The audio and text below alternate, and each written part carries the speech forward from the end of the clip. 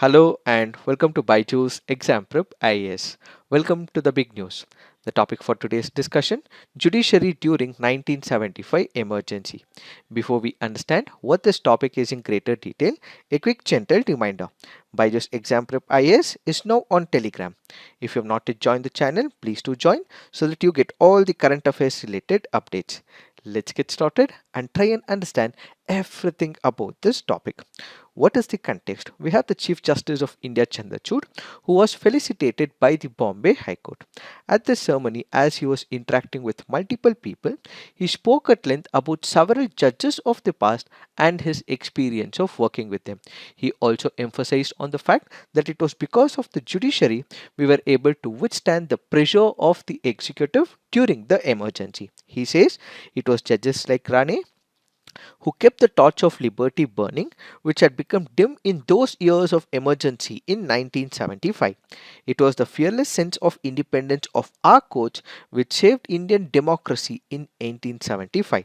He said, the Indian democracy stands firm because of the fierce tradition of our own courts, of the judges of the bar who have come together and hoisted the flag and the torch of freedom for which our country stands and has always stood.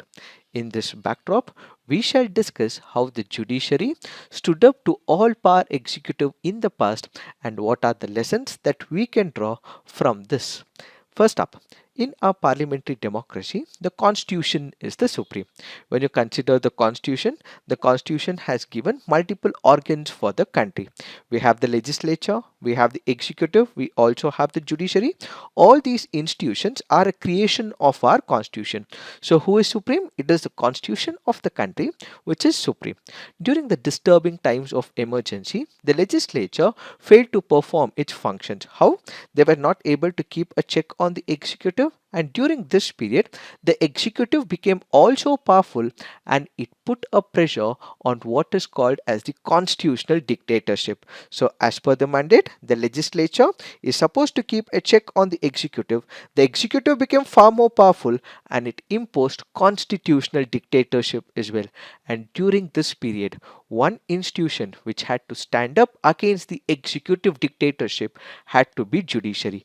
During this period, more than a lakh citizens of the country were illegally detained. The reasons for detention were not given by the executive. Almost all political leaders from different opposition political parties were put behind prison as well.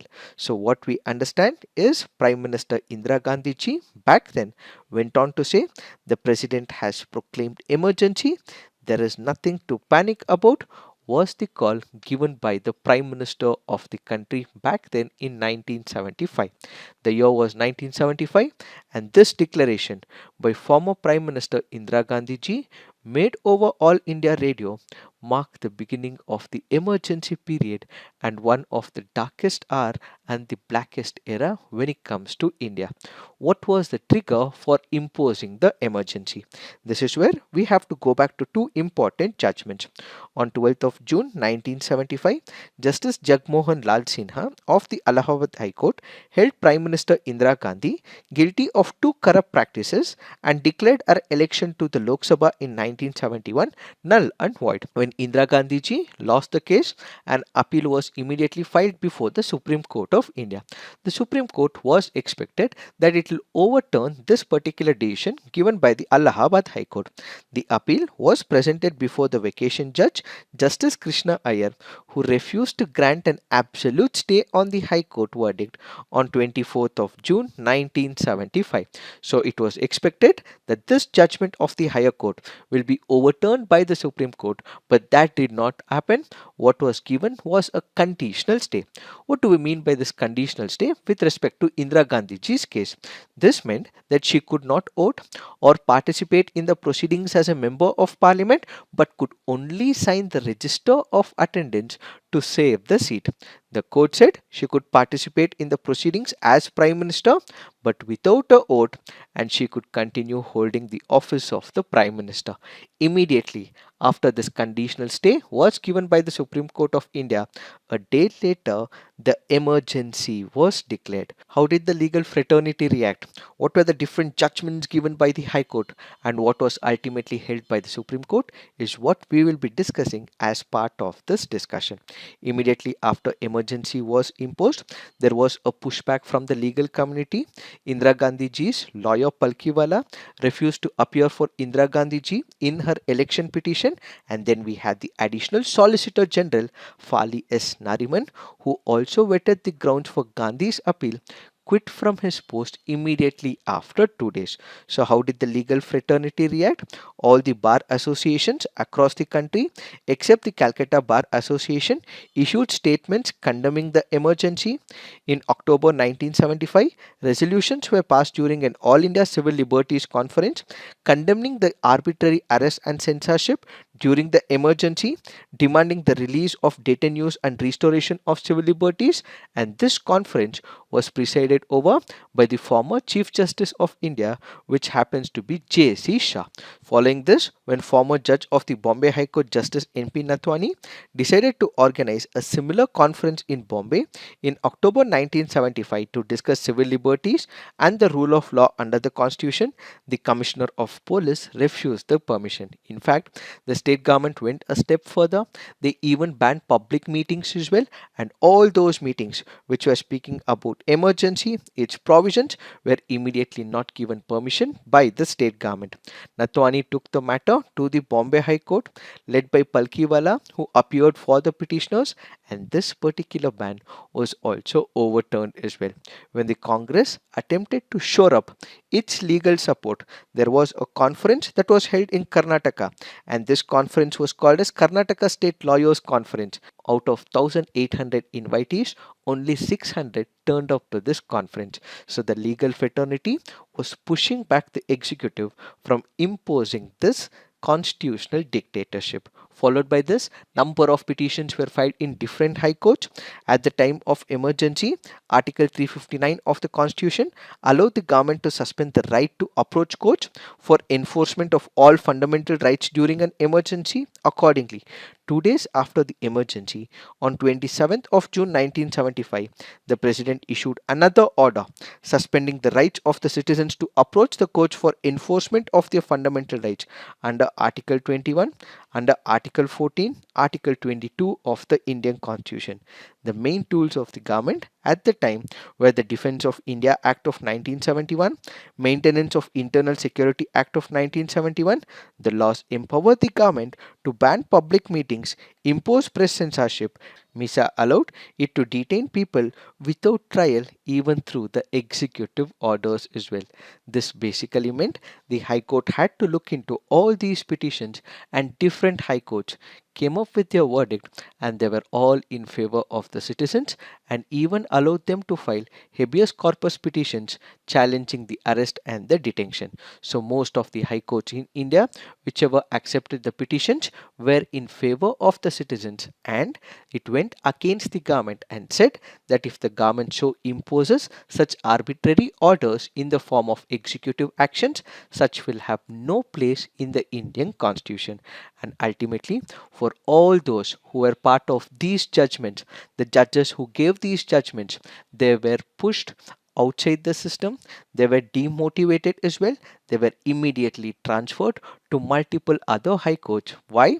That is because they went against the government. So there were a series of transfers and demotions when it comes to the judges. Let's take some of the examples.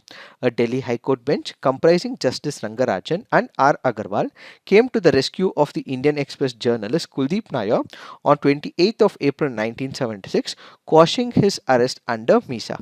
Justice Agarwal, who was an additional judge then, was not confirmed as a permanent judge in the High Court, despite a recommendation made by the Chief Justice of the High Court, who called him as an asset to the High Court. So his promotion was not given.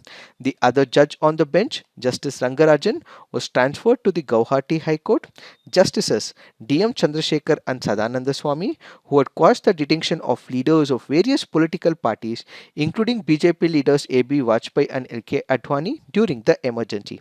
So Justice Swami was transferred to the Guwahati High Court, and Justice Chandrasekhar, who headed the bench, was transferred to the Allahabad High Court. So these were the people who went against the government despite knowing that they are going against the far powerful executive. They withstood the pressure, gave the judgments, and ultimately they had to get transferred. Finally, the government takes up all these cases which are against it and ultimately goes to the Supreme Court of India. The ball is right now in the Supreme Court of India. The Supreme Court had the best time to give a landmark judgment to withstand the pressure of the executive, but it was against the citizens and stood for the government. So, what did the Supreme Court say? In appeals challenging the High Court's judgment that allowed habeas corpus petitions, a five-judge bench of the Supreme Court ruled in favor of the government. The majority verdict held that nobody could ask for any relief from a court as the fundamental right to personal liberty has been suspended, not even if the order of detention was unauthorized, was malified, or a wrong person was detained. The case was heard by Chief Justice of India A.N. Ray, Justices H.R. Khanna, M.H. Beg, Y.V. Chandrachud, and P.N. Bhagawati over a period of 37 working days from December 1975 to February 1976. What did the Chief Justice of India back then say? Chief Justice Ray went on as far as to suggest that during a state of emergency, the courts have nothing before them to enforce. So he was in favor of the government. Then we have only dissenting judge, which happens to be Justice Khanna, who argued that even in the absence of Article 21, which guaranteed the right to life and personal liberty in the Constitution, the state has no power to deprive a person of his life or liberty without the authority of law. So, Justice Khanna disagreed with the majority verdict and came up with an opinion contrary to what the majority had said. After this, despite being the senior most Supreme Court judge, he was superseded by Justice Beg as the Chief Justice in 1977, and Justice Khanna resigned the same day as well. So, the Supreme Court, being the guardian of the fundamental rights, should have stood by the people, but instead it went in favor of the government. What have been the viewpoints of various leaders? Jayaprakash Narayan highlighted the difference in approach taken by the Supreme Court and the High Courts of the country during the period of the emergency. He was quoted as saying, "The High Courts have come out with flying colors in the present crisis, but the record of the Supreme Court is unfortunately very disappointing, mainly because Mrs. Gandhi has packed it with blind and submissive judges, except for a few," he added. Another former judge of the Delhi High Court, Justice Rajendra Sachar, who was also one of the judges transferred during the emergency, later asserted that if only the Supreme Court had taken the same view as the nine High Courts, the emergency would have collapsed immediately. So, what is the conclusion that we can draw? The most important lesson that we have learned from emergency is for democracy to survive, what we have to do is strengthen our core institutions, which happens to be judiciary. So India has also learned that placing an individual above the country is also detrimental to our democracy as well. It is this that we have to understand with respect to this topic. So this is it for today. Thank you for watching. All the best.